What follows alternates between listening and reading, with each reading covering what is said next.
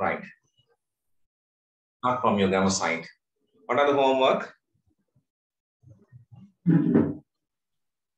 Sir, future continuous tense එකෙන් මේ ගෙදරින් ලියාගෙන ඉන්න කියලා වාක්‍ය තුනක් දුන්නා ආයි translation දුන්නා. හරි. පළවෙනි වාක්‍ය කියන්නකො. future continuous වලින් focus දාන්න දුන්න වාක්‍යය.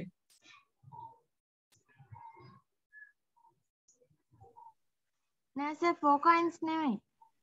positive form එකෙන් ඒක. හරි. කියන්නේ. මොකක්ද දුන්න සිංහල වාක්‍යය? ඌ හඳට බුරමින් ඉඳීවි. Right. ඌ හඳට බුරමින් ඉඳීවි කියන වාක්‍ය. අපි ගිය සතියේ කතා කරේ future continuous tense. Oh, good afternoon. Future continuous tense එක නම් බලා ගන්න. ගිය සතියේ ලියාගෙන වාක්‍ය තුනක් දුන්නා future continuous tense එක කරලා. Subject එක will be, shall be ඇවිල්ලා verb එක ing ඇවිල්ලා object rest තමයි එන්නේ future continuous tenses වල. tense එකේ. එතකොට ඒකේ මම වාක්‍ය දෙක තුනක් ඔයාලට ලියන්න කියලා තියෙනවා. ඒකේ පළවෙනි එක තමයි ඌ හඳට බුරමින් ඉදීවි කියලා ඉංග්‍රීසි වලින් ලියන්න කියලා තියෙනවා. ඒක අපි ලියන්නේ it will be බුරනවාට bark ඒකට ing එක කරපුවම barking හඳට කියනකොට to the moon. It will be barking to the moon. ඌ හඳට බුරමින් ඉදීවි. මේ future continuous වලින් ගිය සතියේ වාක්‍ය ටිකක් අපි ලියාගෙන ඔයාලට ප්‍රැක්ටිස් වෙන තව දෙක තුනක් ලියන්න කියලා වාක්‍ය තුනක් අතර දීලා තියෙනවා. ඒකේ පළවෙනි වාක්‍ය තමයි මේ.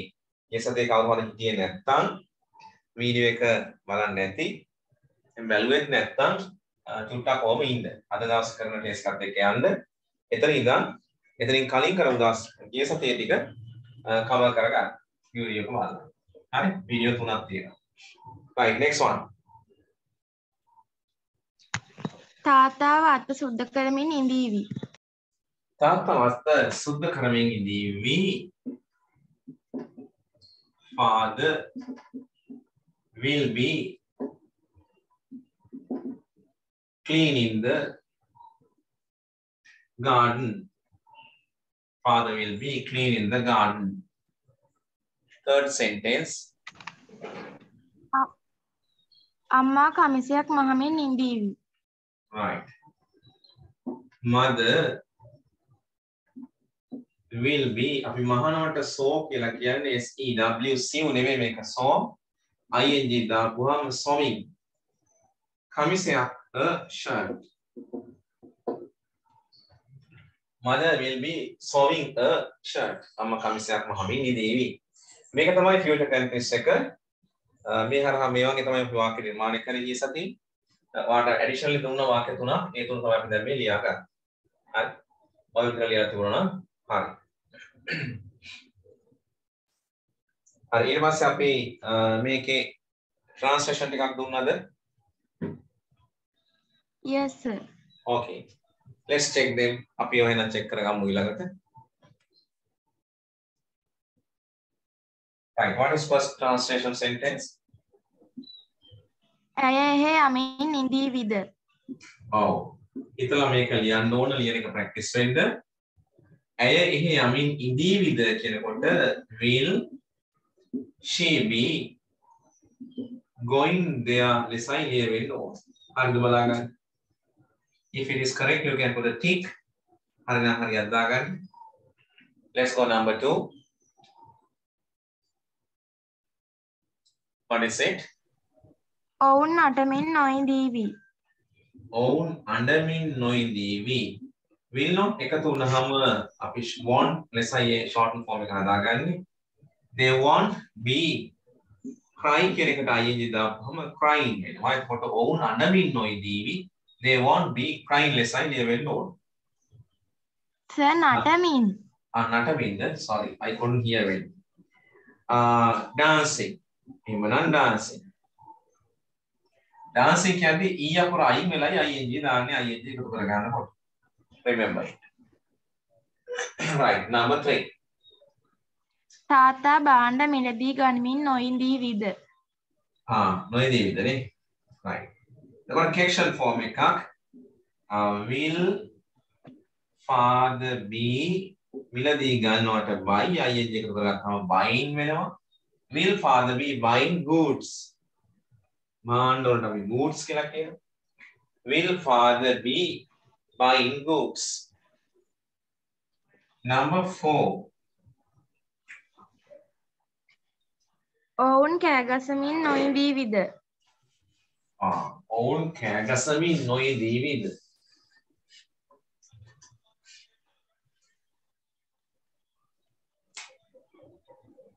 Won't they be කෑ ගහනවට shout ing දාපුවම shouting. Won't they be shouting? Won't they be shouting? Next sentence. Number 5. ඌ කෑම හොයමින් නොඉඳීවි. ඌ කෑම හොයමින් නොඉඳීවි. It won't be finding food.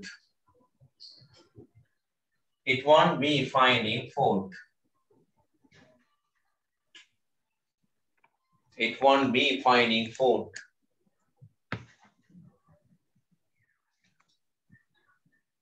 Number 6. ඔහු නිවස පාට කරමින් ඉඳීවිද? Will he be පාට කරනවාට paint ing දාපුවම painting නිවස කියපුවම නිශ්චිත කරපුවම the house. Will he be painting the house? On the question mark.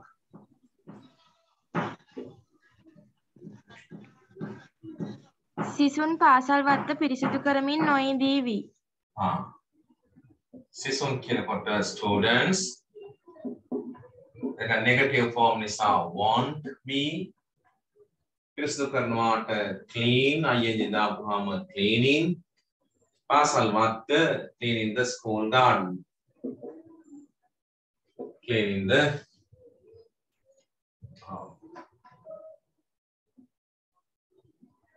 school garden.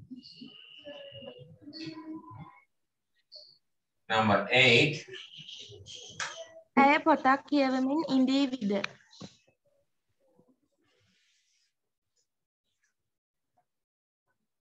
ඇය පොතක් කියවමින් ඉඳීවිද? Will she be reading a book? Number 9. Perera මහතා රැකියාවක් හොයමින් ඉඳීවිද? Will Mr. Pereira be finding a job?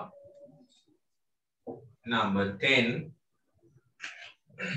Kasun ඔහුට උගන්වමින් නොඉඳීවි. Kasun will not want be උගන්වනවාට teach ing දාපුවම teaching ඔහුට to him හරි එහෙම නැත්නම් him තිබුණත් ප්‍රමාණවත්. Kasun won't be teaching him නැත්නම් teaching to him. Finish? Yes sir. Okay.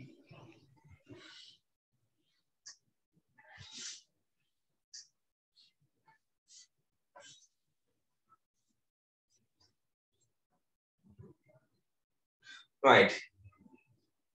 Those who are late to the class can check very easily.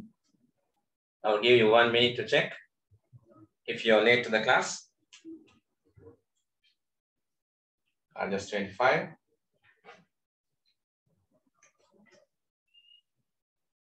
Today is a new tense.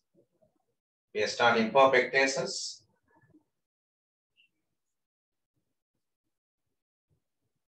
Perfect tenses. Present is very important. නැත්නම් ඒත් හරි. do දාන්න ඕනෙත් නැහැ. හරි ඈ ගැටලුවක් නැහැ.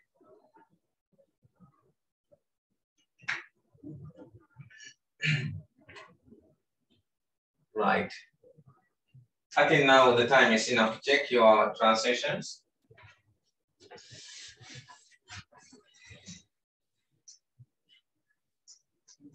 Before starting perfect tenses, we want to check the senses that we have learned here up to future continuous tense. You want to check it. Let's check it. අපි එක වාක්‍යයක් ලියන්න ඕන tenses 6ටම මෙතෙක් ඉගෙන ගන්න.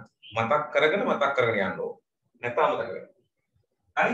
හැමෝම ලියමු එහෙනම් මෙන්න මේ වාක්‍ය tenses 6ටම. Number 1. එක. හරි? He helps me කියලා ගන්න. He helps me. මේ වාක්‍ය tenses 6ටම ලියන්න. Past එකෙන් ලියන්න. Future එකෙන් ලියන්න. Present continuous වලින් ලියන්න. Past continuous වලින් ලියන්න. Future continuous වලින් ලියන්න. Tenses හඳුනා ගන්න. හොඳට හඳුනා ගන්න. හොඳට තේරුම් ගන්න tenses ටික. ඔකට විශ්වාසය ඇති වෙන්න ඕන මම මේ tenses 6 දාන්න ඕන. මේ tense එකෙන් කියපුවාම මෙන්න මේ තේරුම එන්නේ. හරි? එතකොට පොතක දැක්කත්, caption paper එක දැක්කත් tenses මොනවද කියලා හොඳටම හඳුනා ගන්න ඕන. ආයි බාගෙට බෑ. වාගේ ඉස්කෝලේ පොත්වල දිගටම තැනින් තැන tenses තියෙනවා කෑලි කෑලි ඈ. ඒ කොහොම මොනවා තිබ්බත් මේ ඉගෙන ගන්න විදිහට කිසිම ගැටලුවක් නැහැ කොහොම කලවම් වෙලා තිබුණා. ඉස්කෝලේ පොතේ මොනවා තිබුණත් tenses ටික පිළිවෙලට ඉගෙනගෙන ඉන්න නිසා කොහෙන් තිබුණත් tense එක තේරුම් ගන්න පුළුවන් වුණා.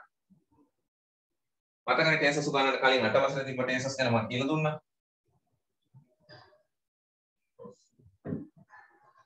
හරි සිංහලත් ලියන්න ඕන. විනාඩි 3ක් වෙන්න ඕන. පිළිවෙලකට හැම සබ්ජෙක්ට් එකක්ම ස්ටඩි කරන්න. ඔයා ඒ සලකන විදිහට මාට ලකුණුත් හම්බ වෙනවා. දැන් එක සබ්ජෙක්ට් එකකට කොහොමද සලකන්නේ? හරි අන්න ඒ වගේම මේ සබ්ජෙක්ට් එකට ලකුණු හම්බ වෙනවා. ඉතින් එච්චර සලකිල්ලක් නැත්නම් එච්චර හොයලා බලන්න නැත්නම් එහෙමම තමයි ලකුණුත් හම්බ වෙන්නේ. භාගයට හම්බ වෙනවා. හරි. He helps me. ඔහු මට උදව් කරනවා. අපි ඒක past tense කරගන්නකොට කොහොමද ලියන්නේ?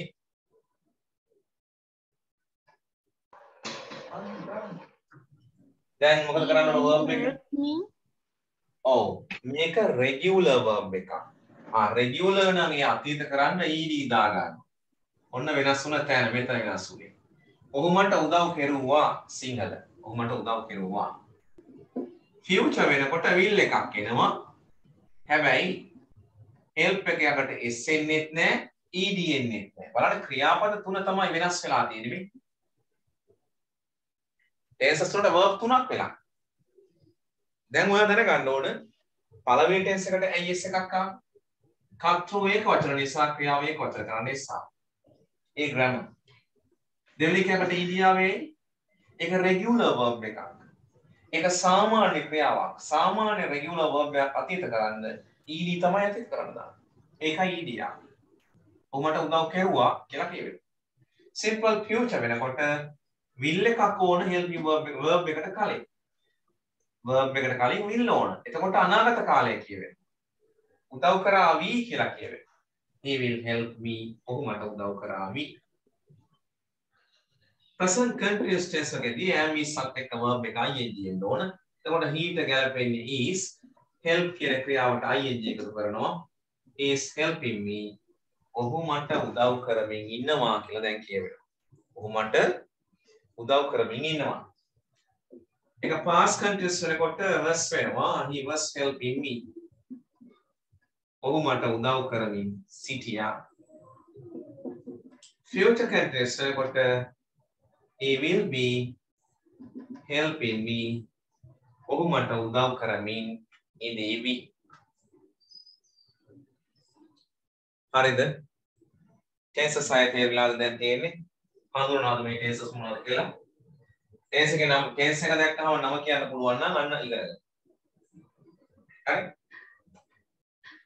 tense එක දැක්කම නම කියන්න පුළුවන්. මේක මේ tense එකක්. එහෙම පුළුවන් දැන්. බැරිද?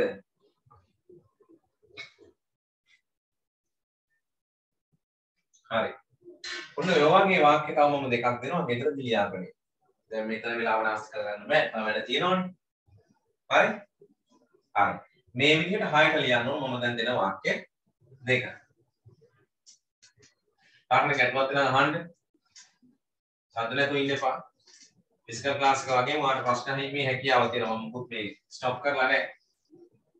ලිමිටඩ් කරලා නැහැ. ඔක්කොම ඔන් එකේ තියෙන මයික් එක ඔන් කරලා අහන්න පුළුවන්. අන්මියුට් කරලා නැහැ. ඔක්කොම ඕන් මියුට් දාලා නැහැ. අන්මියුට් කරගෙන අහන්න පුළුවන් ඔයාලට. දෙවෙනි වාක්‍ය වගේ හයට ලියන්නේ. we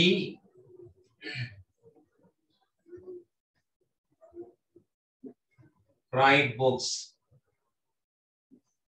අපි පොත් ලියනවා කියන එක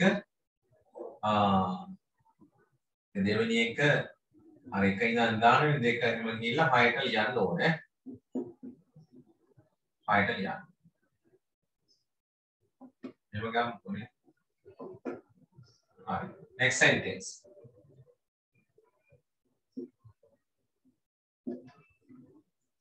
කවිඳු අපි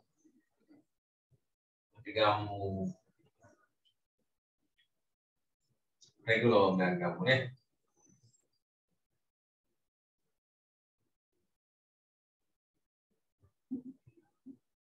wins the game. කවිඳු තරගය දිනනවා. කවිඳු wins the game. ඒ වගේ හය යනකම් ලියන්න ඕනේ. හයට යනකම් ලියන්න. පළවෙනි වාක්‍යයේ තේරුම අපි පොත් ලියනවා. දෙවෙනි වාක්‍යයේ කවිඳු තරගය දිනනවා. හරි. මේ ටෙන්සස් දෙක ලියාගෙන ඉන්න. අර උදේ එක ලිව්වා වගේම ටෙන්සස් එක හඳුනා ගන්න. මතක් වෙයි. ඔය මුලාමත කරන්න බෑ. Okay? Did you note down?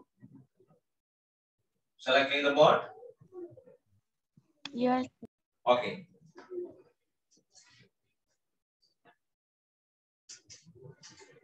Now let's go test number 7. Test number 7. That is present perfect tense. We are going to present perfect tense. Present perfect tense.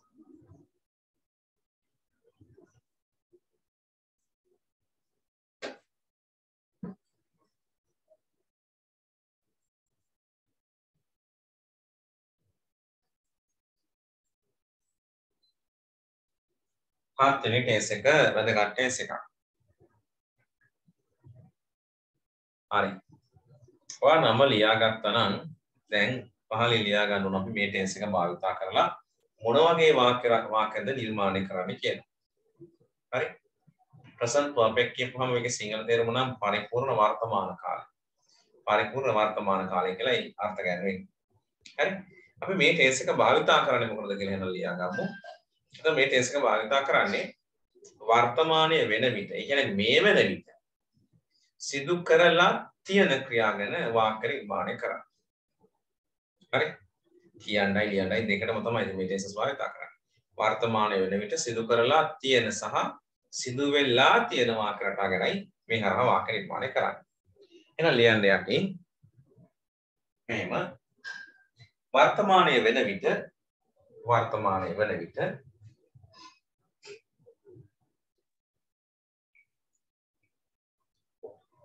වර්තමානයේ වන විට සිදු කර තියෙන හා වර්තමානයේ වන විට සිදු කර තියෙන හා සිදු වී තියෙන ක්‍රියා. වර්තමානයේ වන විට සිදු කර තියෙන හා සිදු වී තියෙන ක්‍රියා පිළිබඳ මින් වාක්‍ය නිර්මාණය කරයි. වර්තමානයේ වන විට සිදු කර තියෙන හා සිදු වී තියෙන ක්‍රියා පිළිබඳ මින් වාක්‍ය නිර්මාණය කරයි.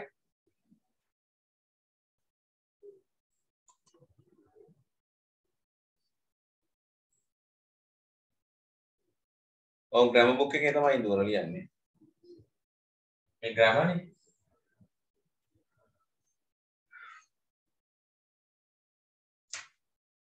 හරි. මෙන්න structure එක වාක්‍ය මුලින්ම කොහොමද subject නේ ඉන්නේ අපි active voice වලනේ ඉන්නේ. Subject plus have has මෙහිදී විශේෂත්වය verb එක තියන්න ඕන past participle වලින් ක්‍රියාව past parts වලින් තියන්න ඕන ඊළඟට මම කෙටියෙන් object කියන්න o අකුරත් rest කියන්න r අකුරක් දානවා දැන් ඒවා දන්න නිසා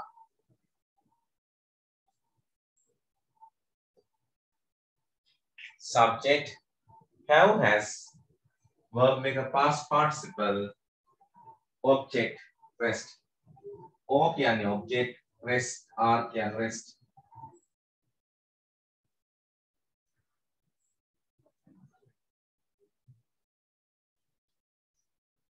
right did you write the structure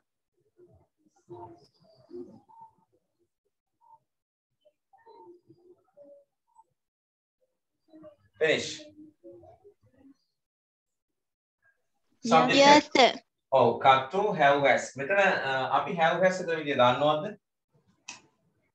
I we you they ඒ කියන්නේ plural subject ලත් එක්ක have යොදන්නේ he she it and a name singular subject එක has යදෙන්න ඒවා මතක නැත්නම් ඔන්න ලිව්වා අවශ්‍ය කෙනෙකුට ලියා ගන්න I we you they එක්ක have I we you they එක්ක විතරක් නෙවෙයි boys girls teachers dogs cats plural නේ plural noun එක plural subject එක have යොදන්න singular subject එක has he she it amal nimal kamal samal mala bandara ඔය ඕන කෙනෙක් එක්ක has යදෙන්නේ එතකොට the cat කිව්වත් has එක නයි the dog has singular the bird has ඒව මතක තියාගන්න හරි දැන් විශේෂත්වය මොකක්ද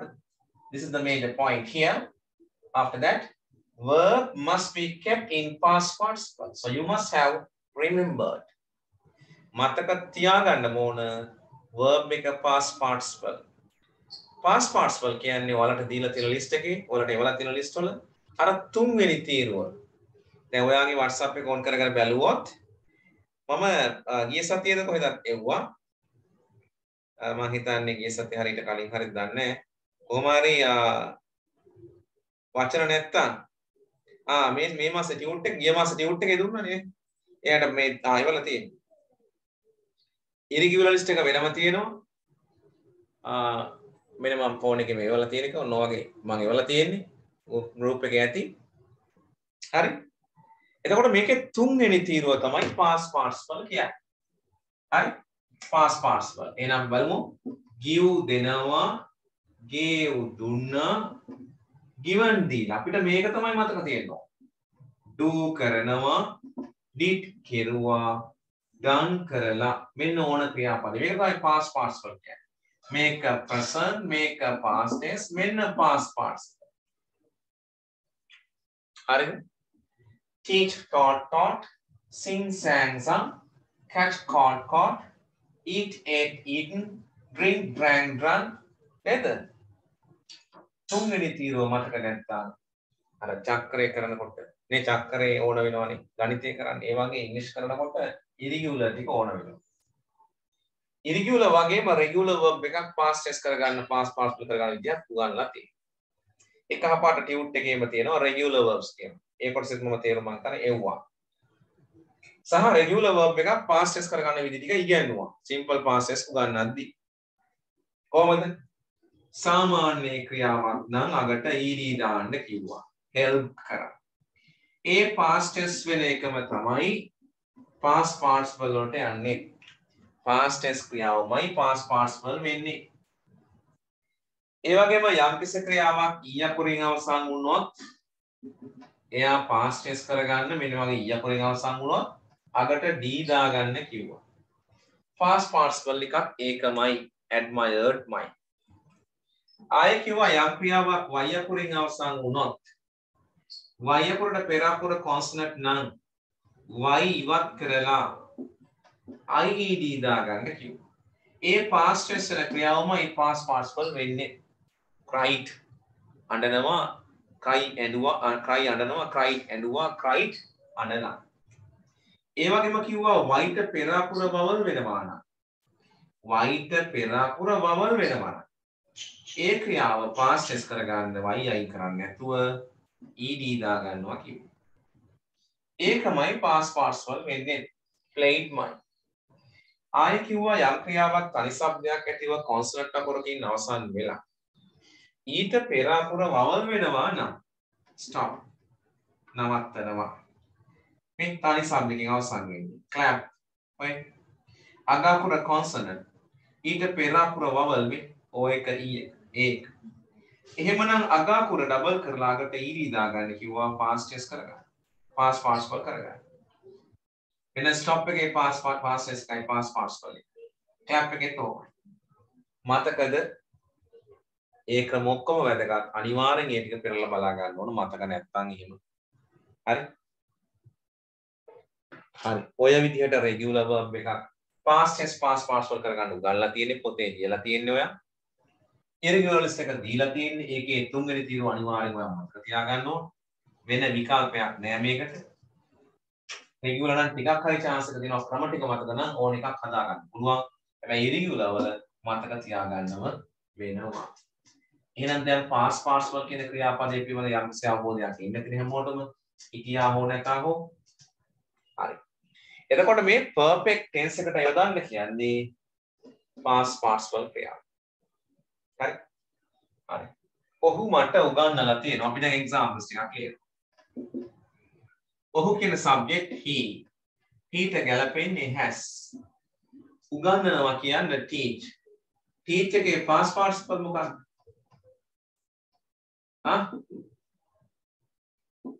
Taught. He has taught me. ඔහු මට උගන්වලා තියෙනවා. ඇය පොත දීලා තියෙනවා. ඇය කියන්නේ she ට ගැලපෙන්නේ has උගන්වලා තියෙනවා. දෙනවා එකේ past participle give gave given. පොත කියන්නේ the book. She has given the book.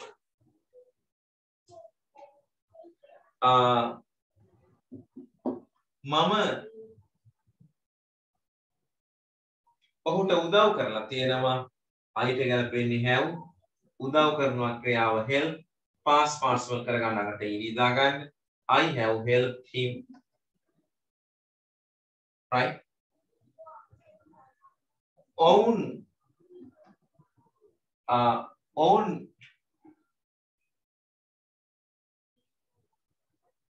දොර වහලා තියෙන්නේ. ඔවුන් දොර වහලා තියෙන්නේ. they have shut එක ගත්තොත් shutම තමයි. අපි close කියන එක ගත්තොත් close එක අකුර e අකුරෙන් අවසන් වෙන්නේ. past participle කරගන්න d අකුරක් දාගන්න අකට they have closed the door.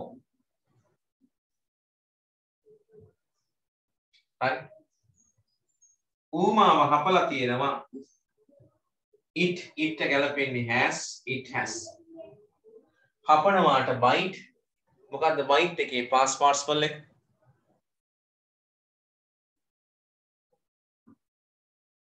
What is the past participle of bite? Beaten කියලා කියන්නේ. It has beaten me. right. විනාඩි 3ක් තියෙනවා. ඉක්මනට ලියා ගන්න. විනාඩි 2කමාරක් වගේ තියෙනවා. මේ examples ටික ලියා ගන්න දැන්. මම සිංහල කියන්න. මේ session එක ඉවර වෙනවා තව විනාඩි 2-3කින්. ඒ නිසා ඉක්මනට ලියා ගන්න examples ටික. Write down the examples.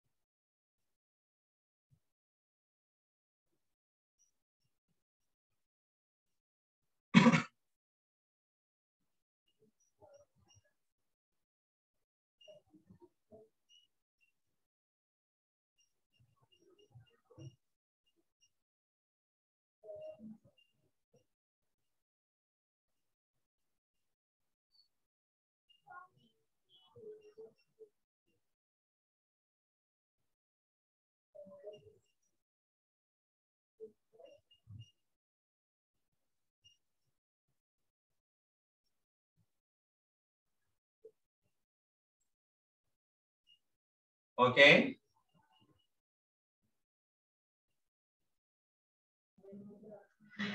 Okay, sir. Right.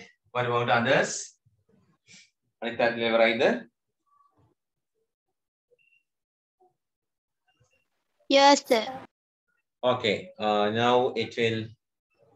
Yes, it will finish actually. Maybe we have a few seconds. Ari apa ulong ගන්න. පළවෙනි වාක්‍යයේ තේරුමත් එක්කම ලියා ගන්න. He has taught me. ඔහු මට උගන්වලා තියෙනවා. ඔහු මට උගන්වලා තියෙනවා. තේරුම ලියා ගන්න. ඔහු මට උගන්වලා තියෙනවා.